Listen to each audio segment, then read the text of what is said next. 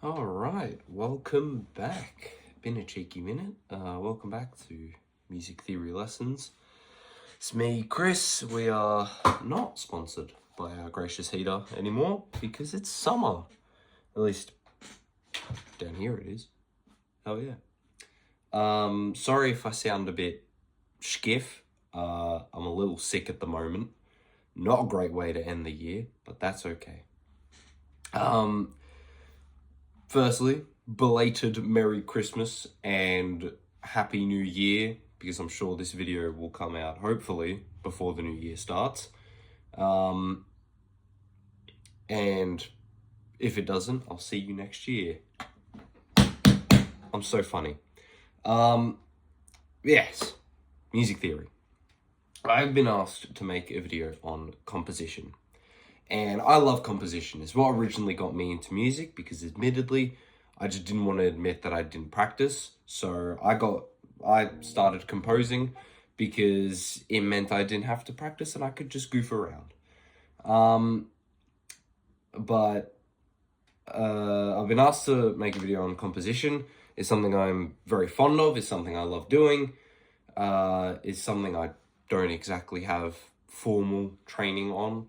And it's also something that isn't like any of the other videos where there's sort of a clear-cut definition of what you need to do and what you need to know. Which is what I love about it. So this will be a bit different from the other videos because it's explaining something that isn't as clear-cut as scales or chords or whatever. But that's okay. That's okay. So the rundown for today is that I'm gonna give you my tips, what I think of, what I go into composition with the intent of doing, how I sort of figure it out, and I'm gonna be using a composition I'm currently sort of working on as a bit of a frame of reference for how it came to be and how my approach created what was made. But I should preface that this is composition. And there is no singular, straightforward method. There is no right or wrong.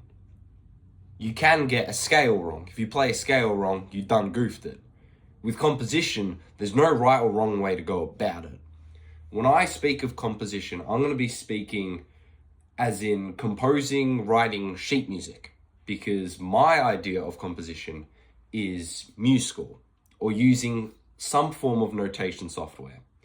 But composition does not mean sheet music necessarily. Composition is just the art of making music. It is the art of creating music. That is in essence what composing is. And how you go about that can be whatever way you want. I stick to it as sheet music, composing music that other people can play, but that is not a strict definition. That does not mean you can only compose if you create sheet music.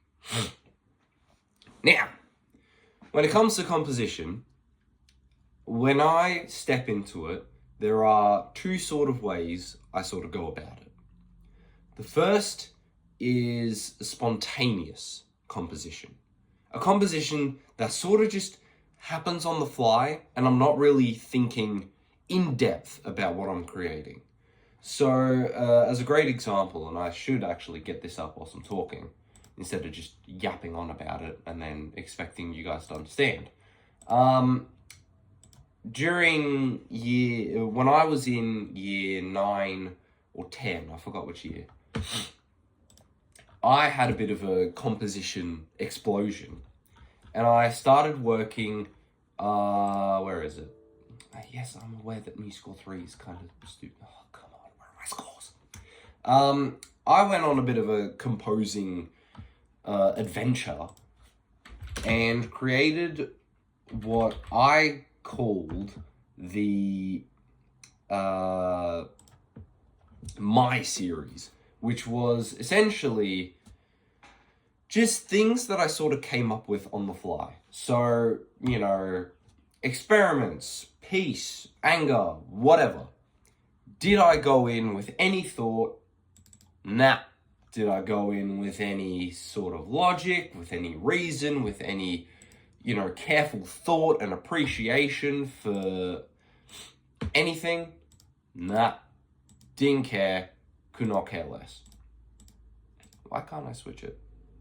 Oh, whatever. I'll just reboot it. Pray that works. Are we gonna be friends now? Yeah! Okay. I'll start recording this. Okay. So, when I went into it, I had no rhyme or reason. This was the second one I made. I called it My Musical Anger. And it was essentially, I went onto MuseScore and I just started bashing shit out. Does it make sense? No. Is it good composition? Like, is it good composing? Probably not. Is it anything for that matter? I don't know. Is it even playable? Hell if I know. I wasn't concerned about that when I made this. I just hopped on and started making. That's what I call the spontaneous composition. That's when you just sort of dive into something and you just go ahead. So have a listen and you'll see that it does not make sense. It does not have any rhyme or reason. It just happens. This will be a fun memory for me because I haven't listened to this in a very long time.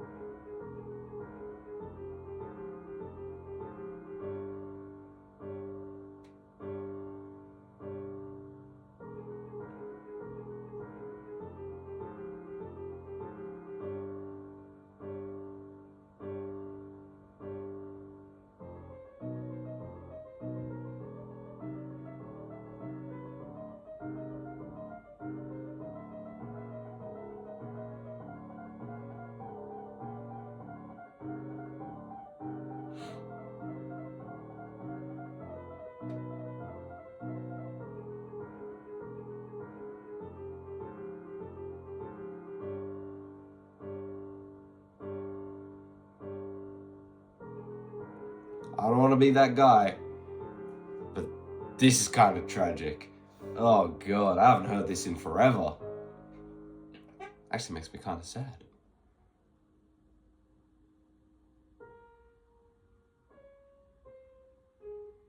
As you can see, there is not a clear, well, there was sort of a motive, if the name didn't give it away. But this all just sort of happened, and I did not have any concern for melody writing, for form, harmony, anything. I was purely focused on creating something that felt angry. And whatever happened, just happened. And that is, in essence, how this whole piece came to be. And there's nothing wrong with that. Not everything has to be this incredibly thought out, intentioned masterpiece of a work. It doesn't have to. There's no expectation. And especially when you start composing. This whole thing, all these compositions I did around this time were around more or less the beginning of my compositional phase. I'd started making music and composing on MuseScore before, but this was still at the beginning. This was years ago now. And I can look back on this and say, oh, it's whatever. You can, it's something, that's for sure. And there's a lot I know now that if I were to recreate this, I would definitely not recreate it like this. But it's a stepping stone. And that's what I love the most about spontaneous composing and just composing without a care in the world. It teaches you. Oh, here we go. No. It teaches you a lot. You learn from what you do.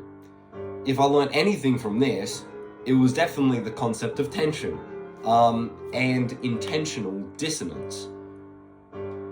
So you can make mistakes when you compose.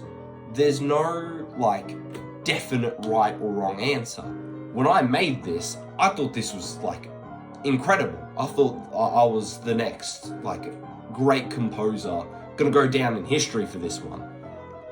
And that's fine. It's clearly not. Like, I wouldn't, in its current state, want this to be anything I'm renowned for. But it was still a stepping stone for me. And that's what I think the most of when it comes to spontaneous composing, just going onto MuseScore or any other notation software and just like vomiting out a whole piece. It does not matter how grand it is, how great it is. It doesn't have to be perfect. You just have to make. And if you do that, that's great. That's the whole art of composing. It's just the making. So that was an example of spontaneous composing, when you don't really go in with much thought and you just experiment. Spontaneous composing is great for learning and is a great way to start to get your grips and understand how to compose. Because if you don't have any set rules or like strict ideas and thoughts you need to convey, you'll learn a lot about how to express your thoughts. You open this blank canvas and you can just do whatever you like. And you're free because there's no rules and there's no expectation. And that's what I love the most about it. But admittedly,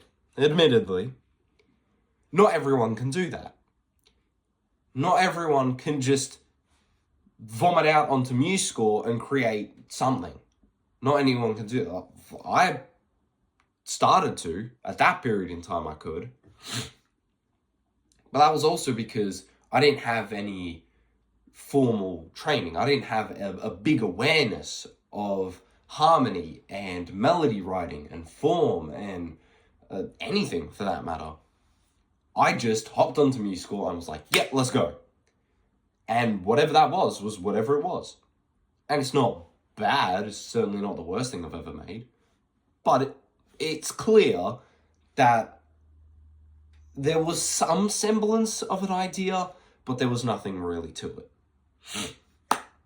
So then we move on to the second type of composing, which is what I'm going to spend a lot of time on today because it's the more proper form of composing, in my opinion, which is intentional composing, thoughtful composing. Now, this has a bit of a spectrum. Thoughtful composing is, in essence, when you have just an idea that you're trying to convey. An idea, a theme, an inspiration, whatever. It can be as simple as, I wouldn't mind creating a hip-hop beat.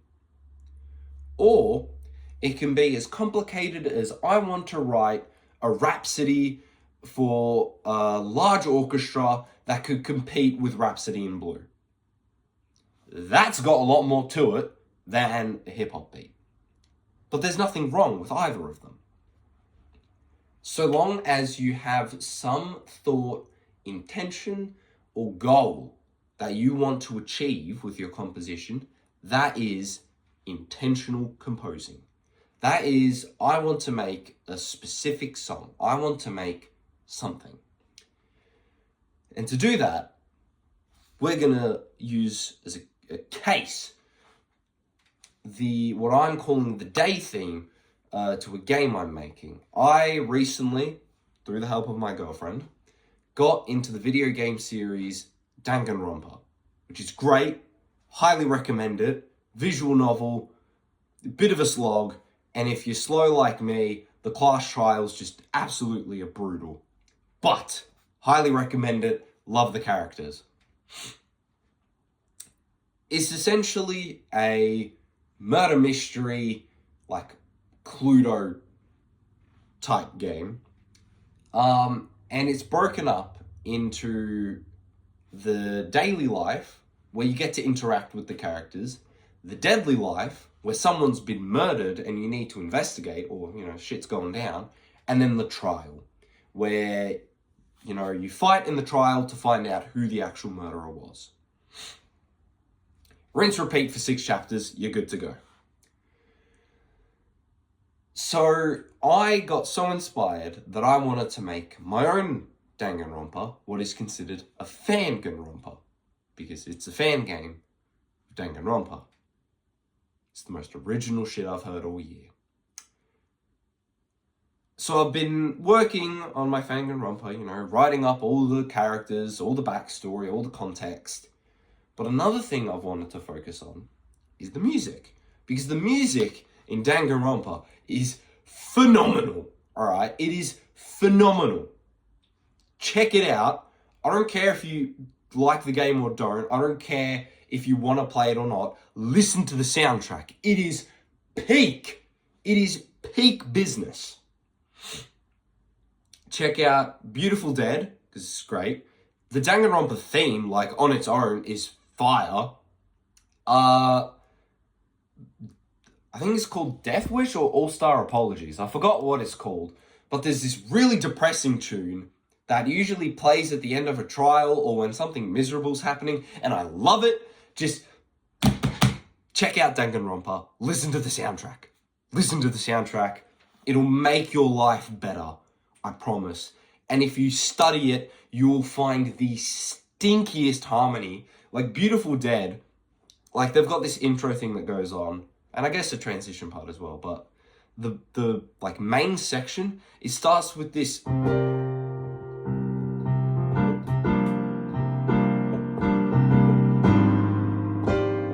oh, that's vile.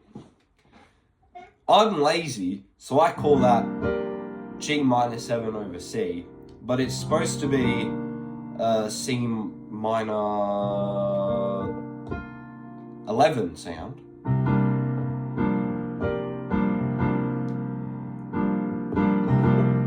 Then it goes to this, which is like A flat. I'm gonna call it an A flat major 7 with the flat 5. That's vile. And then it does this like,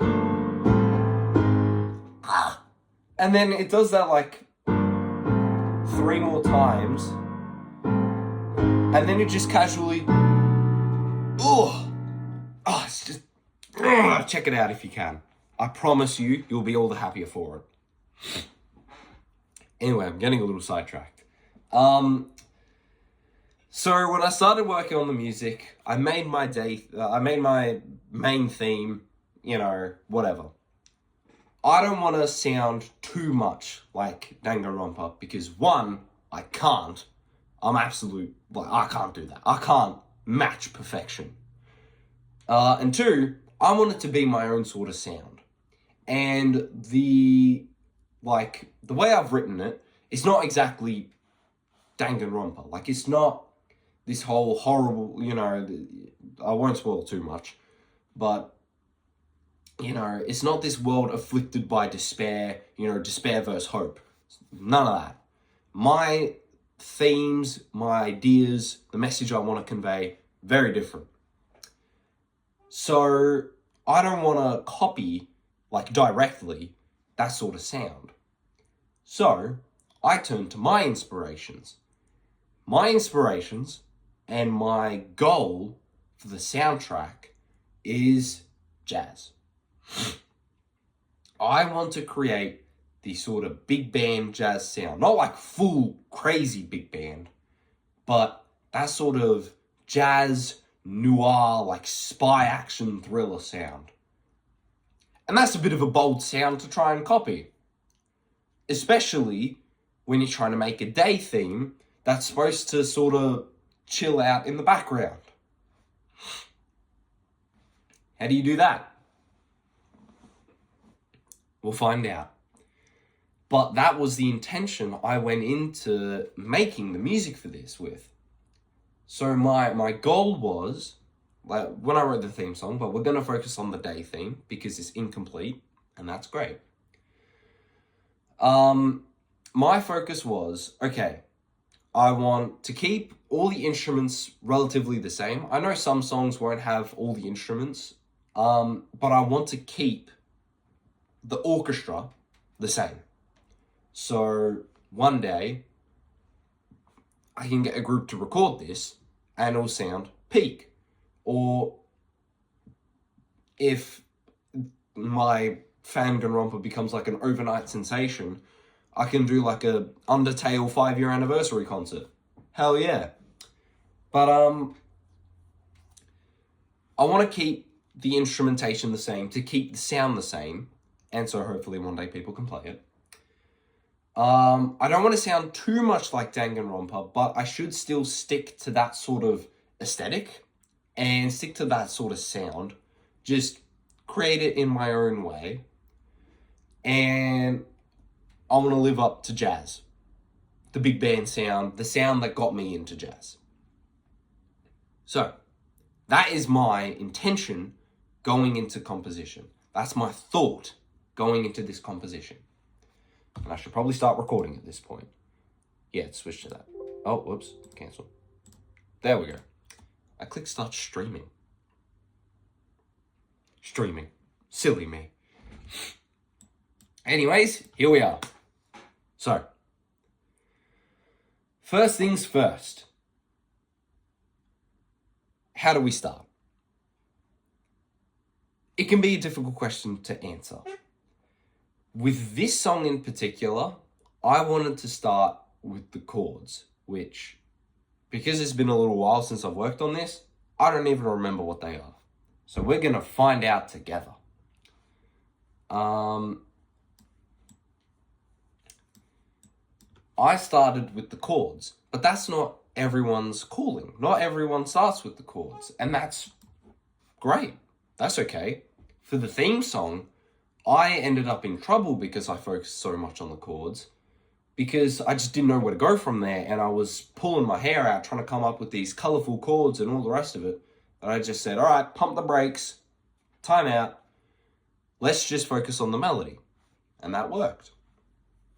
But with this song, because it's more of a background, relaxed sort of thing, I thought we should focus on the chords first. I think that's where we should head. Get sleep. No.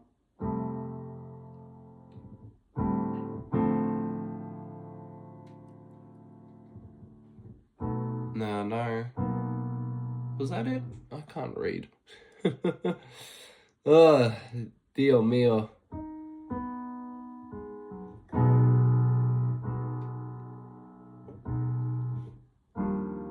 No? Oh no, it was... There we go.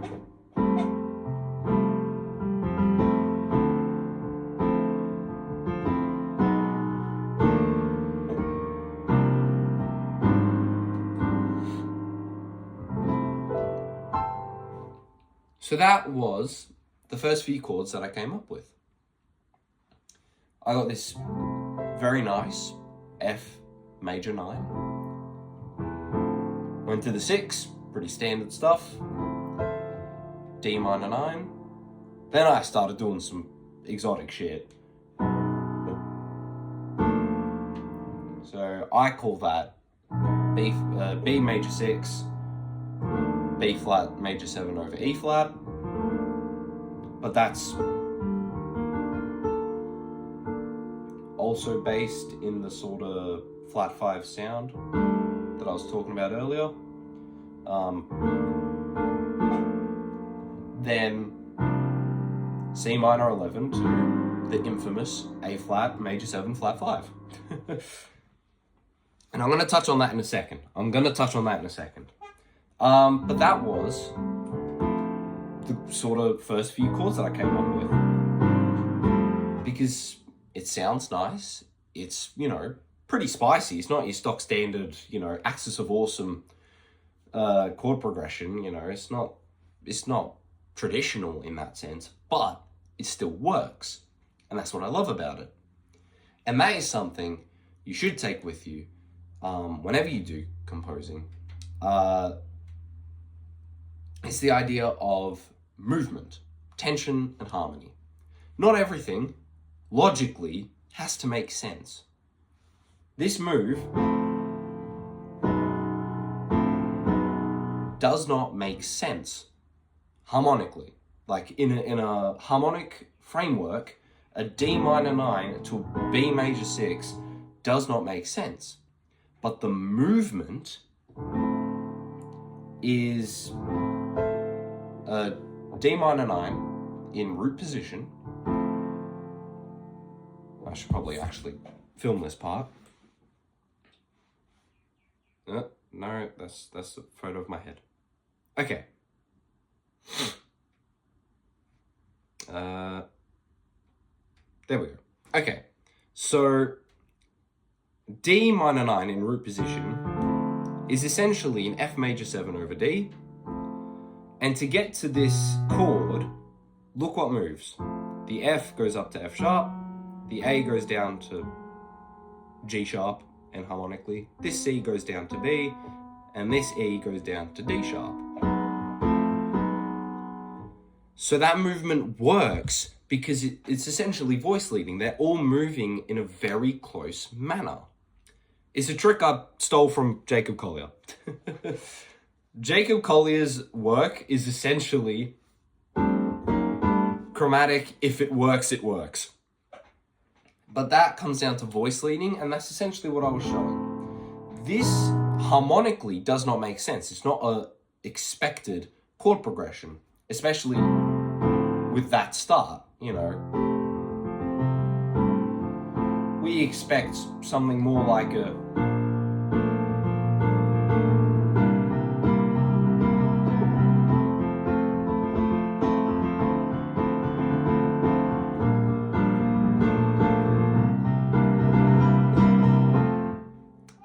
but instead we got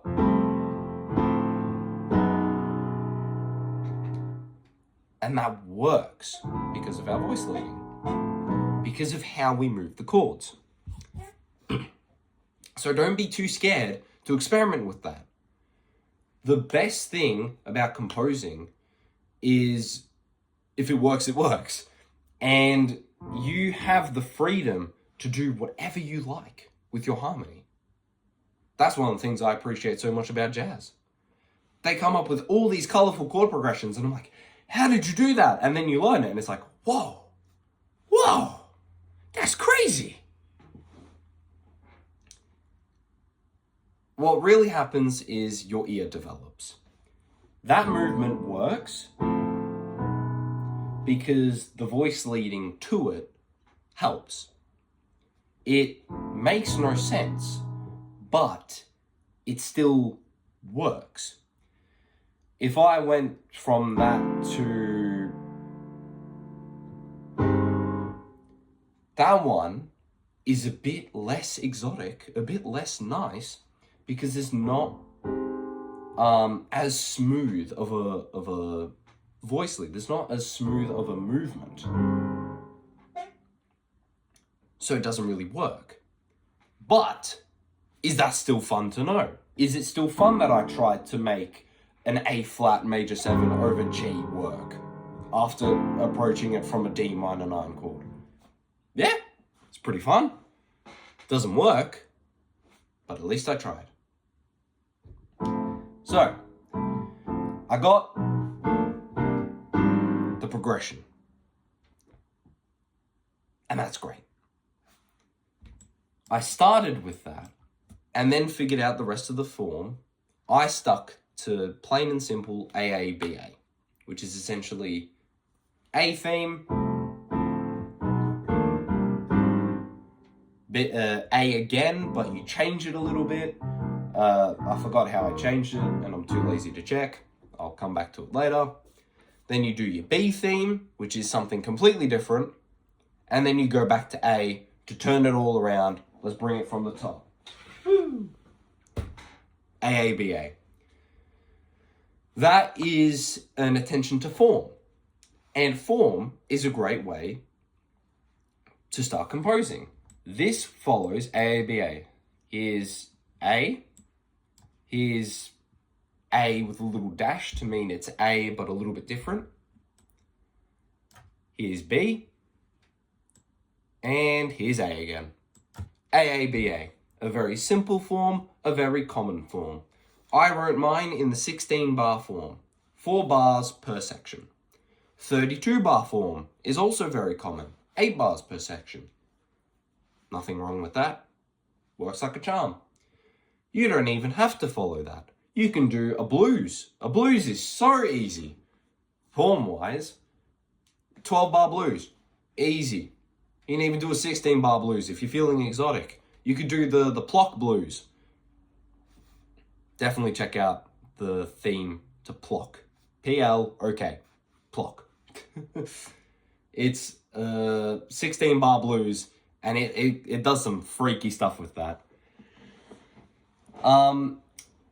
Yeah, form can be something you think about when you go into composing. For example, you may want to compose a jazz ballad. So, you look up some jazz ballads, find that there are some that are 16 bar AABAs, there are some that are 32 bar AABAs. I can't think off the top of my head of some that don't follow that sort of form, but if that's what you want to compose, that's where you can go in with it. What I like about the music I'm making with all this is that because I'm sticking to an AABA form, I can convert these into a lead sheet, which means I can turn these into jazz standards if I want to. These can be standards that I can these can be songs that I can convert into standards and then bring to my jazz friends and be like, hey, you guys want to check this out? Let's have a jam on this. And that's great. That's one of the things I really wanted to focus on. And it's the same with the theme song as well. The theme also follows an AABA form, except the theme, I think, is a 32 bar form instead of a 16 bar form like this one. This one can be a 16 bar form because it's slow. Well, not slow, but like it's laid back. It's not fast. The theme is quite a lot faster. So having more time to properly state the melody is why it becomes a 32 bar form. But again, you don't have to do that. You don't have to pay attention to form if you want to. Doesn't matter. You can do a rhapsody. You can do it where none of the form repeats. You can just through compose this whole thing and it never repeats itself. Shoot for the stars. I once tried making a rhapsody. I didn't get very far, but I tried. And that's the thing about composition. It's about trying. It is about experimenting. And that's what I love about it.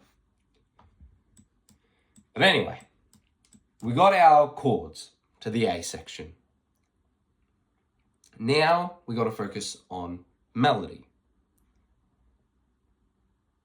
Melody, it can be whatever you like. Sort of. I'm aware that, styles like bebop exist. And the solos and the melodies of bebop tunes are hectic. And they're crazy, and I love them. And all the power to them for existing. Donna Lee. I don't even remember it. My bad. But Donna Lee, it just goes off. And it sounds like jargon. But that's good. And there's nothing wrong with that. However, a piece of advice I would give for melody is singing it or in some other way playing it. And the reason I say that is because if you can sing a melody, if you can sing it and really internalize it, it'll be stuck in your head forever.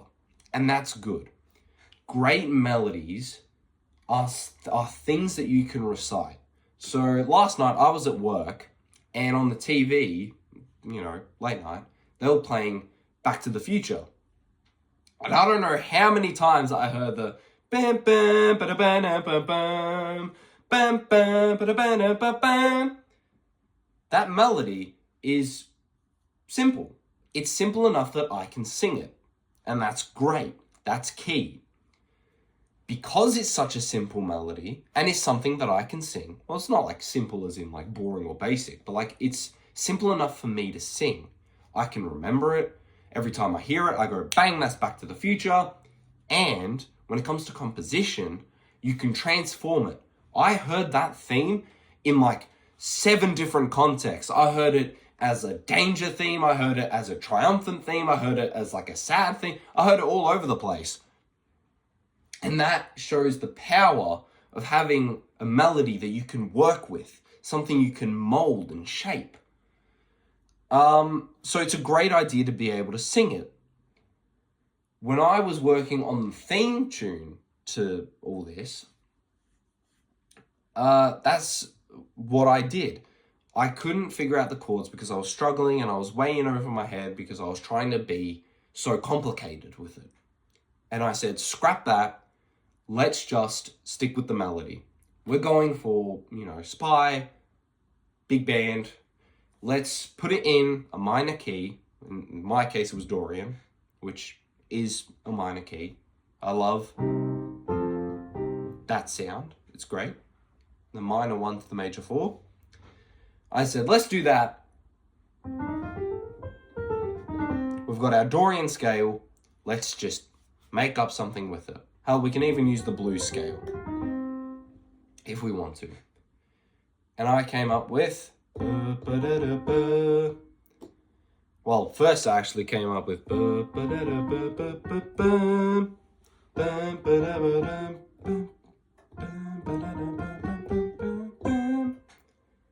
And that was the full melody. And that was great. But then I realized that by continuing it straight on and going...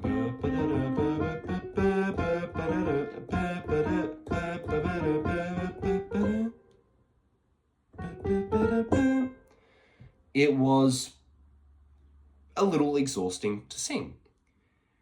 And because it was exhausting to sing, it felt like there weren't sufficient breaks. There weren't sufficient pauses because I was, trying to put my everything to sing it all the way through. So, I broke it up.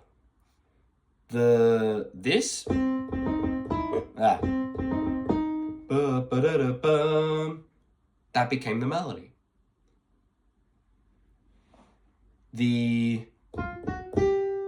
Became the response from the brass, which I'll get into later, and it's going to all tie back to the chords as well. Don't worry. But being able to sing just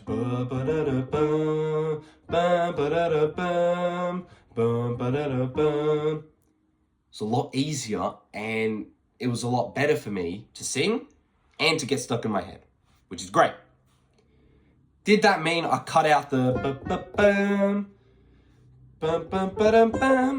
No. I just shifted the focus so that the melody is a lot more approachable, a lot more singable, something that you can remember. And that's what great melodies do. They don't have to be super complicated. They don't have to. You can. Again, I brought up bebop for a reason. Bebop is the master of the most complicated melodies. And that's great too. But as advice for young composers, I recommend keeping it more simple. That does not mean you should not experiment. But start with something simple. Start with something easily manageable. Like something you can easily take care of and work with. And you'll be able to take it anywhere. Another thing on melodies is how you can change them. The 2 most common versions that I know of is augmentation and diminution. Diminution? I think it's diminution. Diminution. I don't remember the word. And I'm sick, so. Essentially, you can double or half the rhythm. So if I have a melody that's crotchet, crotchet, minim, if I want to augment it, I can do minim, minim, semi-breve. Or if I want to shorten it, I can do quaver, quaver, crotchet. That's a great trick. It means you can experiment with the melody. You can put it in different contexts, like the Back to the Future theme. You can put it all over the place if you want to, and that's great. You can quote from anything, and this is partly why I got my music up, and it's something I've been sort of hinting at for a while. Quoting. Taking inspiration. Taking ideas. There is a fine, maybe not a fine line, but there is a line between quoting and taking inspiration and stealing. The most infamous case is Under Pressure and Ice Ice Baby. The Under Pressure bass line by Queen and David Bowie goes dim dim dim dim dim dim dim dim dim dim dim dim, and that's great. Vanilla Ice made his song Ice Ice Baby, and the bass line was dim dim dim dim dim dim dim dim dim dim. He stole it. And that was a whole complicated matter, blah, blah, blah, blah, blah. I'm not going to get into the specifics of it. But there is a difference between stealing and quoting. And that's what I'm going to draw your attention to here. In this song, if I zoom in, you'll see that this is the drum part I have written out.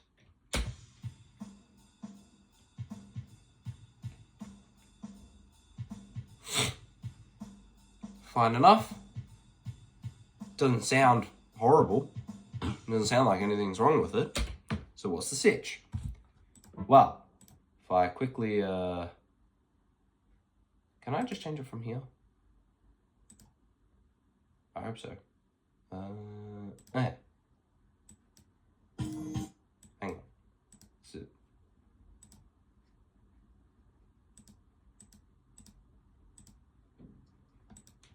Why would it show up? Oh, I'm not used to working with OBS Studio. So I'm slightly struggling, but that's okay.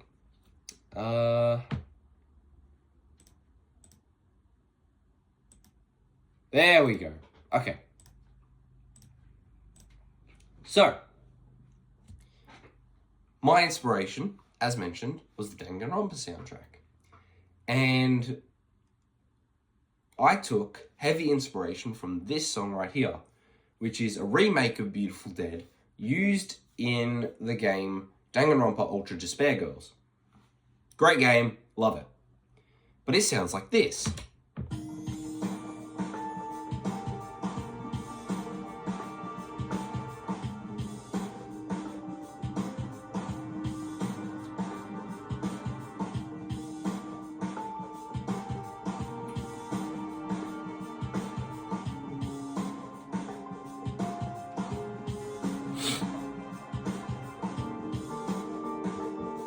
So you can hear that drum beat that I stole.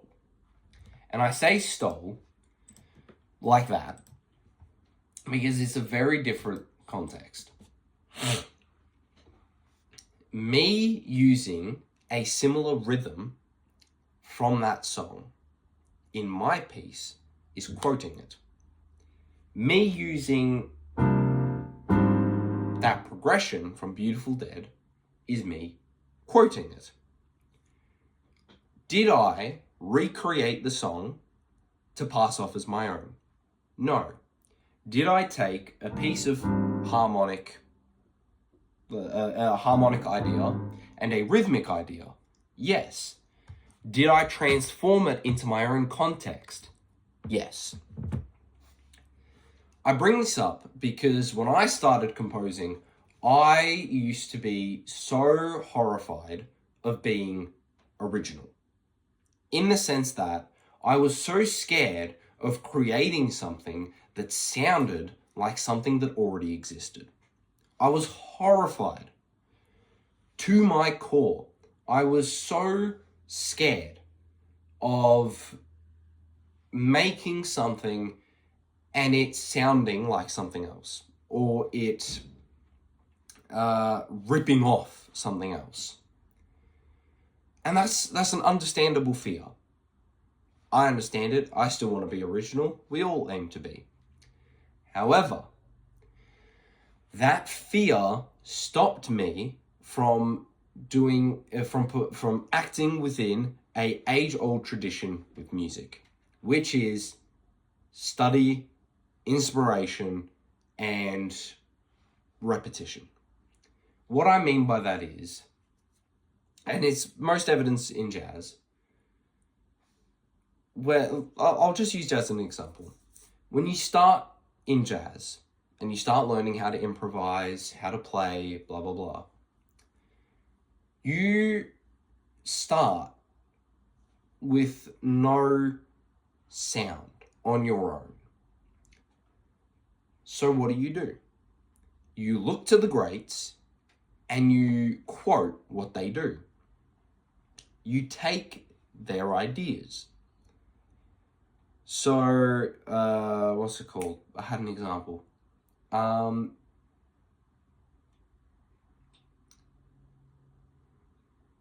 Okay, so when I auditioned for Monash, one of the songs I played was Maiden Voyage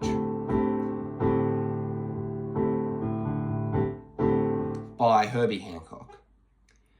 And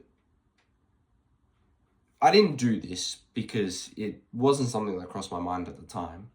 But if I want to learn that song truly, like really deeply, and gain a real appreciation and understanding of it,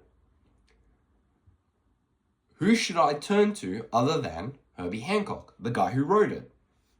And because Herbie was a piano player, I can study what he did, how he played, the little melodies and bits of improv he put into it.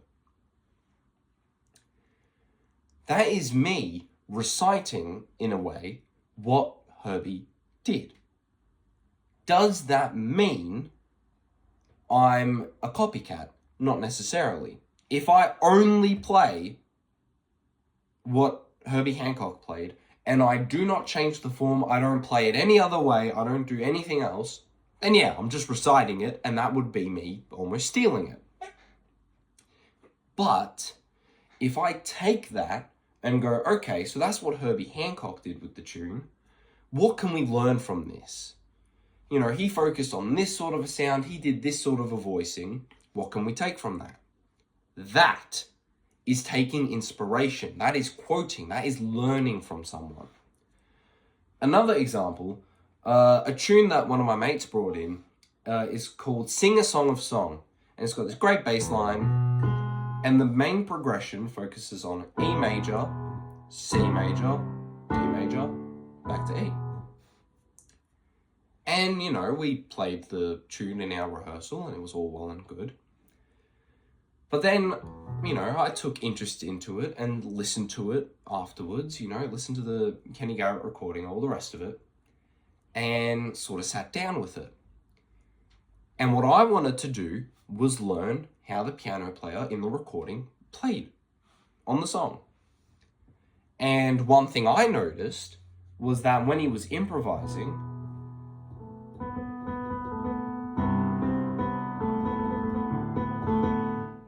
he focused a lot on the notes A and B, with a lot of hints of C, but mainly the notes A and B. And I took that and I go, okay, what does that mean? Well, between E major,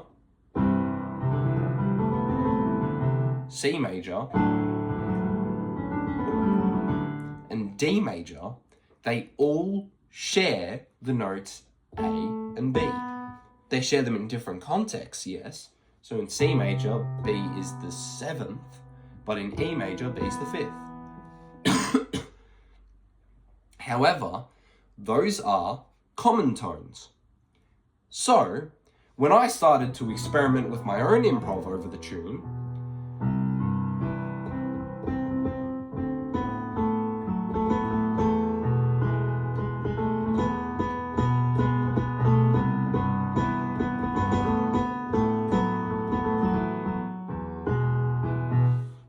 I started to focus on those common tones. Did I play exactly as the piano player in the recording did? No, of course not. But by doing that, by learning what he did and by practicing and playing what he did, I quoted them. And I took that and applied it in new contexts. Now I know that when I'm looking for, when I'm looking over a song and I'm looking at the changes, I should look for common tones. And if I ever get stuck in a solo, if I'm in a bit of a, I start to get a bit panicked and I go, oh shit, what do I do now?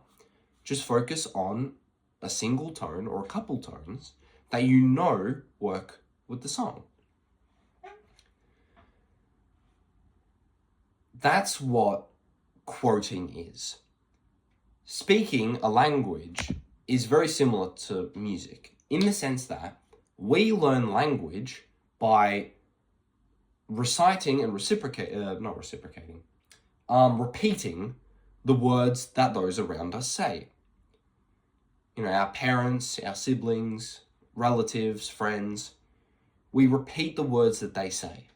And as such, they become part of our vocabulary. Similarly, in this song, I should actually start recording it again. Silly me. There we go. In this song, the drum part is me repeating something. I've changed it, yes. I focus on the ride instead of the hi-hat.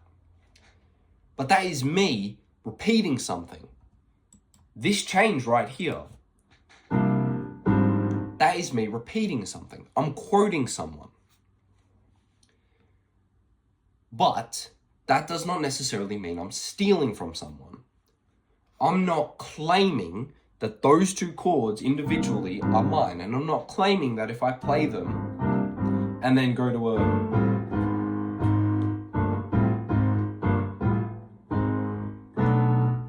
that was all my idea and I knew it from the start. No. I am simply quoting them. I have taken that knowledge and I've put it into my musical vocabulary and I'm keeping it for another time. And this right here is the another time. This is the time that I want to use that vocabulary. So do not be afraid to take inspiration from the songs you love.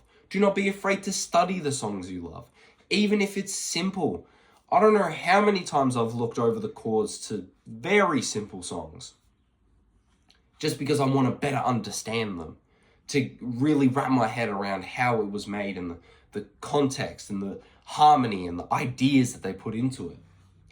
That's why music theory is split into both theory, as in what we expect, scales, chords, harmony, and analysis theory, where you analyze songs and you pick them apart.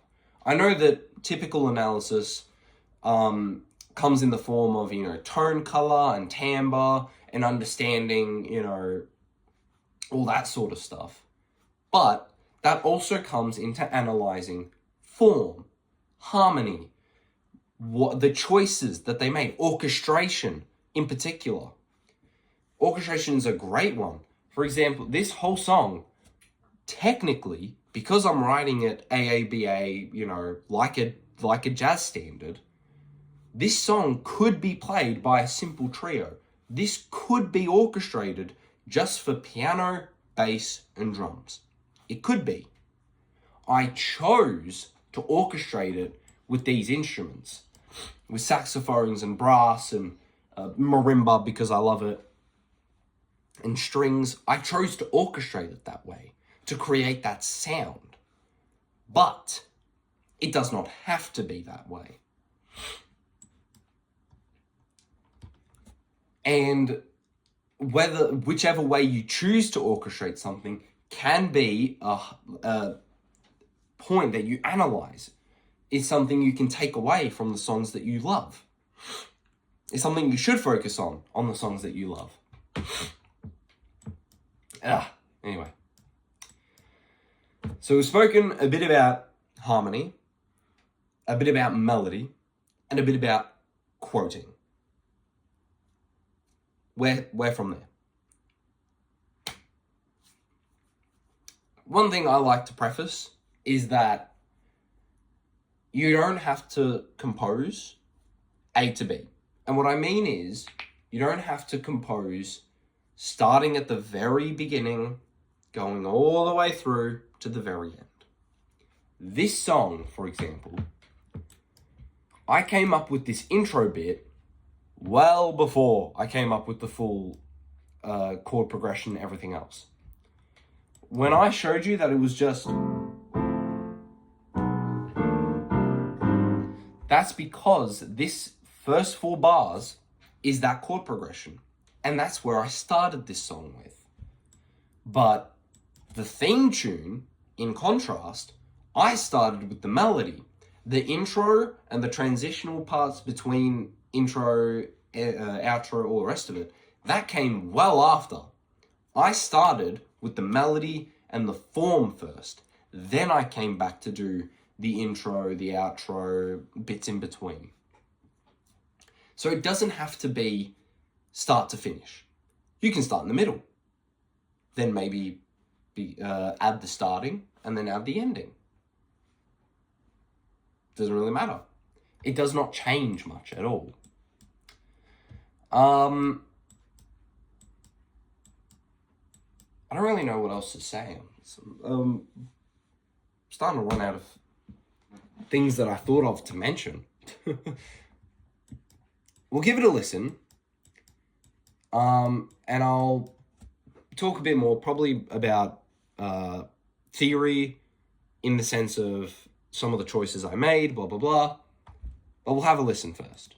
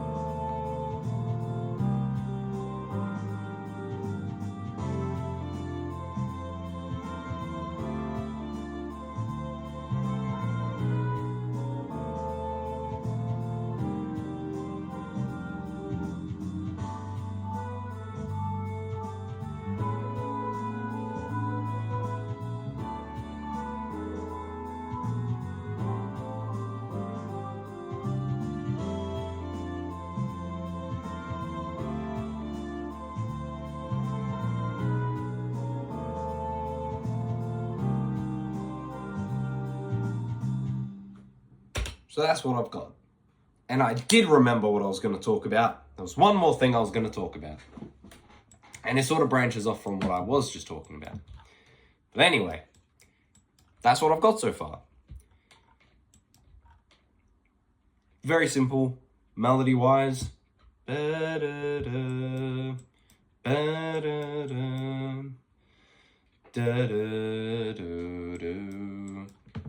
Something simple enough to sing.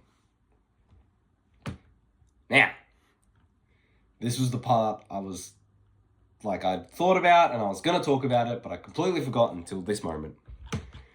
I'm going to call this next part conventions. And it sort of branches off from analysis. Conventions, as I call them, and I don't know if this is factual or correct, this is my own idea. What I consider conventions are traits or ideas and, noticeable patterns found within music of a specific genre. Now, if we remember earlier, my inspiration for making this song was not only the Danganronpa sound, hence Swung 16ths, we love them, but it was also the big band jazz sound, because that is what got me into music, particularly jazz music at the very least. So, I want to compose a big band tune, more or less. How do I go about that? Well, let's analyze some big band tunes and let's come up with some conventions, some patterns. The most baseline convention of big band jazz is call and response. When typically saxophones will state something musically, they will have a melody, a riff, they will state something, and the brass will respond. Call and response.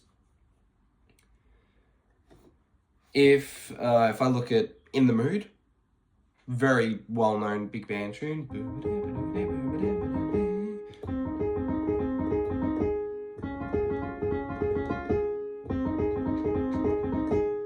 You know, pretty simple stuff. But if we listen to the Glenn Miller big band arrangement, you get and that's not necessarily call and response in the most clear example. There are far better call and response examples. That was just the first one I could think of off the top of my head. But call and response is a staple of that sound. So, as we can see, I mimicked it. I copied it. I quoted it. Did I quote an exact melody or something like that, or an exact rhythm? Nope. But did I use a convention or something I know is a staple of that sound? Yes. And that applies to all genres. For example, when it comes to New Orleans jazz, or maybe not New Orleans jazz directly and specifically, but when it comes to New Orleans jazz, stride piano, ragtime, you get the sense of what I know as the umpa rhythm, which is the bass and the snare. So, you know, the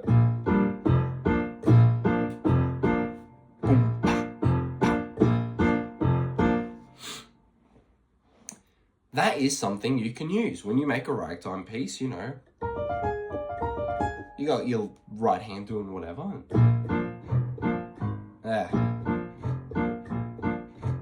I'm not known for my ragtime abilities, clearly, but that is something you can keep in mind. And you go, okay, I want to create a ragtime piece, a stride sounding piece. Let's focus on that rhythm. Boom, pa, pa. And does that have to specifically be something done on the piano? No.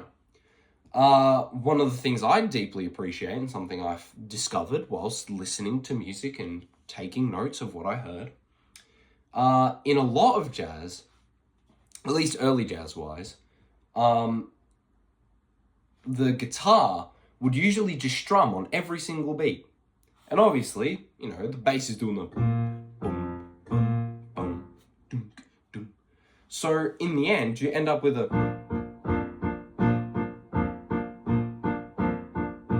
that sort of sound done on guitar and bass.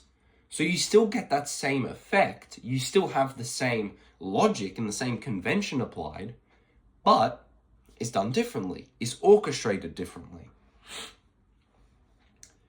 And in fact, the reason I love that so much and the reason I know about it is because of good old Errol Garner.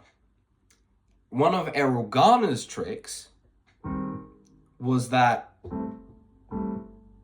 his left-hand comping, not all the time, but for a good portion when he's playing comping chords, he would keep it on every beat, like a guitar. So he'd be doing the most beautiful thing with his right hand, and then he'd have those big, beautiful runs and arpeggios and all the crazy chords, but he would still keep it simple, just having a strum.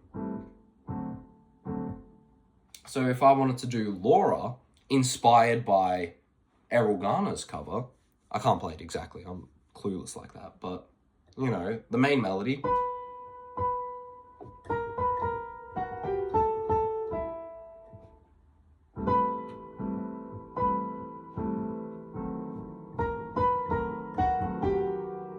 Where is it?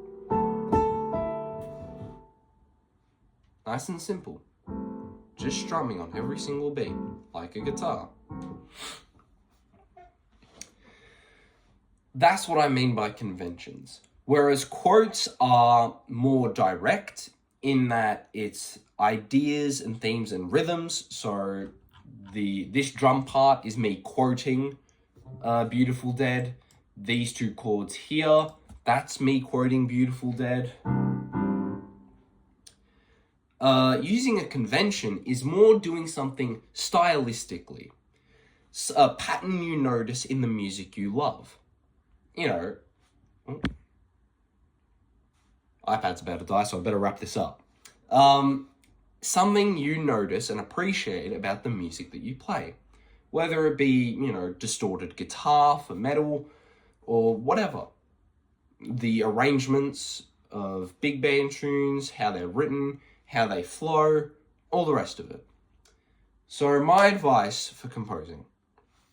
For melodies, try to sing them, because singing them always makes them easier to work with, easier to manage, and easier to remember. For harmony, experiment, have fun.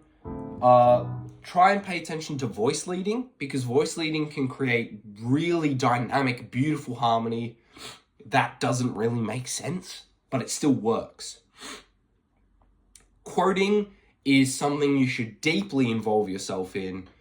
Dive into it, start learning how to quote your favorite musicians and your favorite composers. And conventions. Start to pick up on the patterns you notice within the music you love. Call and response, specific rhythms, instrumentation, orchestration. Have a listen. That is fundamental to all of it. Listen to music. Engross yourself in music, and you will find yourself discovering all sorts of conventions, ideas, themes, inspiration. And if you want more, do what I did. Binge watch 8-Bit Music Theory. I promise you it's worth it. I love 8-Bit Music Theory because he explains it with the theory attached. He explains the compositional devices with the theory attached. And it is incredible. Definitely recommend watching 8-Bit Music Theory. But at the end of the day, that's my advice. Either do it spontaneously and experiment, or really put your heart and soul and thought into what you're composing. It does not matter. Composing is like painting. It's a wild west. It is a blank canvas until you paint it. Until you start, you are free to do whatever you like. Those are my tips for how to start composing, what to consider when composing. Have fun. At the end of the day, just have fun. That is all composing is. It's the part that I fell in love with the most. Is the fact that I could do whatever I want and get away with it. That's just my thoughts. Let me know if you want, if you have any more questions, or if you want any more advice. I'm happy to do a part 2 to this. I'm gonna go make some tea because it's starting to kill me now. Have a good day. Happy New Year. If this hopefully comes out before New Year's Eve. Take care, everyone. Thanks again.